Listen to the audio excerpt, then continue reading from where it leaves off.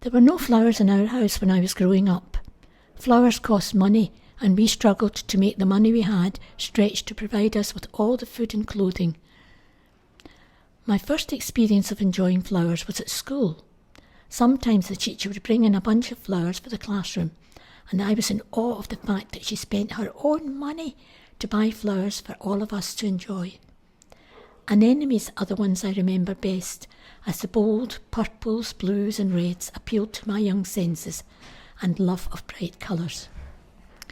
When I married and had a home of my own, I made up my mind to buy flowers with my shopping every week. I was content with a modest springtime bunch of daffodils or a bunch of mixed flowers when there were more plentiful supply in the summer. But my very favourite flowers have always been roses. It's an added bonus if they are scented, but scented or not, roses will do it for me every time. I like to buy them as buds and watch the petals unfold to reveal their many-layered hearts. Isn't it wonderful that such an inexpensive thing as a small bunch of flowers can give me and others such pleasure? When I was around 21 or so, a colleague at work received a large bouquet of flowers from her boyfriend. I happened to say that I had never had a bouquet of flowers in my life.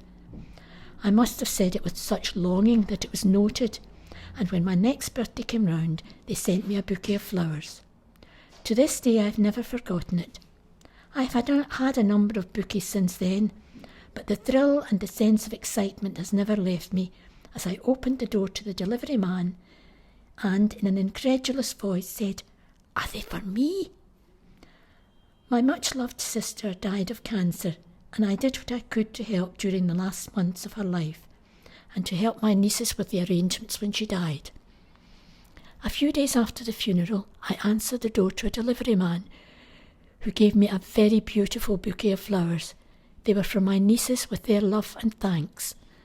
Having opened the door feeling bereft, my spirits then rose as I felt enfolded in the love of my nieces, who, grieving sorely for their beloved mother, had found it in their hearts to send me flowers, which they knew I would love, to ease my pain. Oh, I'm going to cry.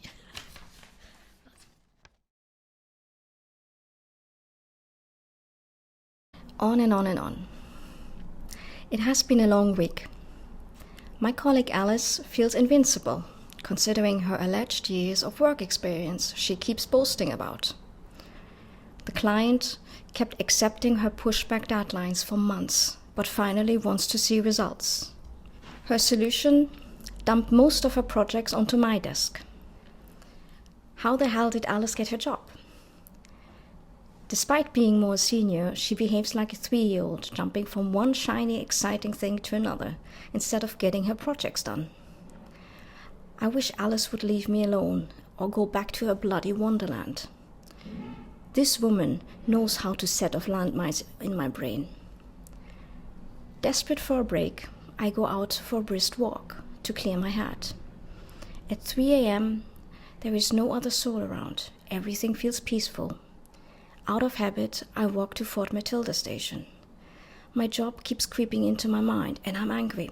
Give me a bloody break. I'm busy wallowing in self-pity. A fox walking further up Newark Street suddenly stops to look at me, probably thinking, "Are you for real?" A crazy idea comes to mind. I always wondered what is going on in the train station between Fort Matilda and Greenock West. At this time of the night there are no trains running, and I'm only nipping in for a second. Surely the British Transport Police won't track me down for 5 minutes. I'm casually and slowly walking towards the platform when I notice the cameras. Oh well, I better be quick before they see me. I run towards the tunnel, fully expecting to be surrounded by nothing but scary darkness. To my surprise, I noticed a light further down the tunnel. What is it? Oh my God, it's moving. I'm scared. My eyes are slowly adjusting to the darkness. Finally, I see a teenage boy with his mobile ahead of me. "Hello?" I suddenly hear myself asking, while wondering why I'm attracting attention to myself. He could be violent or on drugs or both. Oh well. In for a penny, in for a pound. I yell louder. Hello? Are you okay? The light stopped moving, while I try catching up to the boy. His story is for another day. After speaking to him for nearly 2 hours, we emerge from the tunnel without putting ourselves or others into danger. I'm glad he felt better after sharing his troubles. Sometimes it helps having a conversation without judgment. Being a teenager can be difficult on many levels. Even as an adult, you never run out of troubles and keep facing new challenges. Indirectly, the boy helped me to reset my own perspective. Alice and I are not chained to each other until the end of time. Our paths are allowed to separate. The moral of the story, if there is one: don't be as stupid as I was, stay clear of train tracks, and don't endanger others. However, dare to challenge yourself once in a while. Spice up your life. Your weirdness may as well encourage others to be brave one day at a time. On and on and on. Keep on proudly rocking till the life is gone. Disclaimer. A note from ScotRail. We keep a close eye on all of our stations to keep our customers and staff safe. We have over 6,000 cameras monitoring over 350 stations. If we see anyone trespassing, this would be reported to the British Transport Police, who would then act accordingly.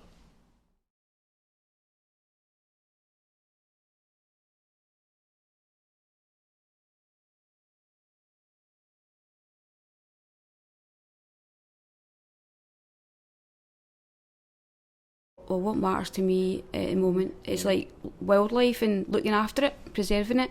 Well, throughout my life I've always been from my dad, he always had wildlife, he knew everything about them and taught us everything about all the different things. And he actually ended up with a wee fox cub that he found abandoned. He actually kept it at home and brought it up, but obviously after so many years it was like wanting to get out at night, and it was starting to annoy the neighbours, and he had to go and let it go, but he still come back virtually every night to see him. 14 years ago my dad came across another fox's den, and it turned out there was actually 6 wee cubs were born in it. It was just across the road from where we lived, so my dad was going up and he was giving them food, so every night they came to our garden. And since the last 14 years we've had, the same family, but obviously like grandparents now, like daughters, sisters, whatever, and they've stayed, so we've had like many great times along with these lovely wee animals, and they've become so friendly and part of our family. They sit there and get their pictures taken, they know their names and they know us, and they're just so thankful and so grateful for everything we do for them. And I just think like it's like from animals that's like brilliant, because sometimes you don't even get that sort of appreciation from people. One of the wee foxes was called Sophie. It was at bonfire night, and they actually got they came to the doors, I said, every night without fail, but at bonfire people were throwing about bangers and rockets, and they must have got frightened and they didn't turn up that night. The very first night they never turned up. So 2 nights passed and they never come back. We thought, that's them, they're frightened, they're not going to come back, they've left and went somewhere else, and we were really upset. We were actually giving up and going to our bed, and the next thing we seen a security light going on, and we looked out and it was wee Sophie standing at the door, and we ran out all excited, oh that's great, she's back. And we walked out the door and she kept walking away from us, and every time we followed, and she walked right round by the garage, and we followed her, and we realised somebody had actually put fireworks in our bin, and the bin was ablaze, and it was right beside our gas box, and we couldn't believe it. We had to get the fire brigade up, trying to phone them, we tried to get it out before the fire brigade came, and they said if it wasn't for that fox alerting you to that door, you were going to your bed that night. And we were going to bed, just ready, just go to bed and go to sleep. We wouldn't have known anything about that fire. So we think like she actually like played a part in saving our lives and even saving our building. So we're really endeared to them all, and as I say, we've still got her children and her grandchildren still coming. We had a really funny story one night. It was about 1 o'clock in the morning, and my sister with pyjamas on, her slippers, and we're looking out, and 2 of them had a bad fight between each other, and she went away out into the shrubs and to try to get them to separate them. And when she came out, the police had just passed by, and they stopped, and we've got a nursing home right across the road from our house, and they thought my sister had escaped out the nursing home, and they tried to take her back up, And she's trying to tell him, I don't stay in a nursing home, I stay across the road. I'm in here trying to stop my foxes from fighting. And he says, stop, she's lost the plot. And he kept trying to go and take her up with his home. She had to come back over. She says, Alice, please tell them that I don't stay in that home, I stay in here. And I was actually feeling like saying, no, she actually does stay up in that home. She escapes all the time, just take her back. But I thought, I said, no, honestly, I said, no. I said, listen, and it sounds hard to believe, but we've got foxes that come here every night, and they were out fighting, and she was trying to stop them fighting. And you just found her in the middle of the bushes. You're just kind of thinking about how you just think about animals, and you just think it could be boring, and you don't really have any sort of interaction with them or any sort of friendship with them, but it's just been amazing.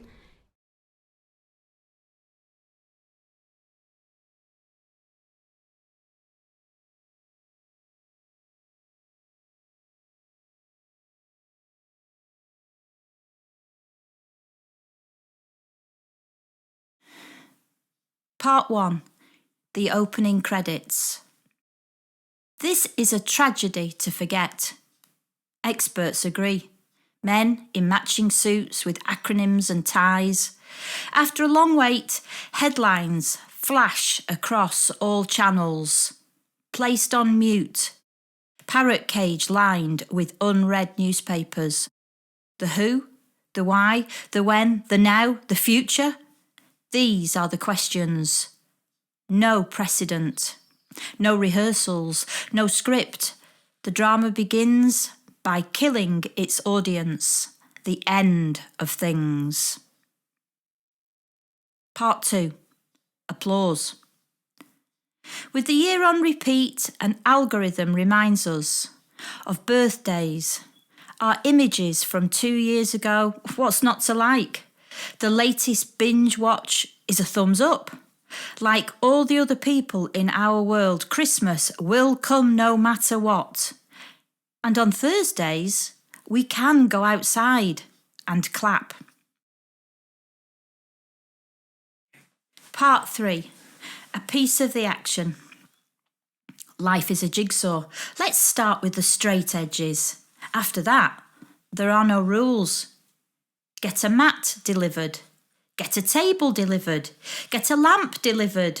Get yourself glasses. No signature, no cash. Pieces go missing.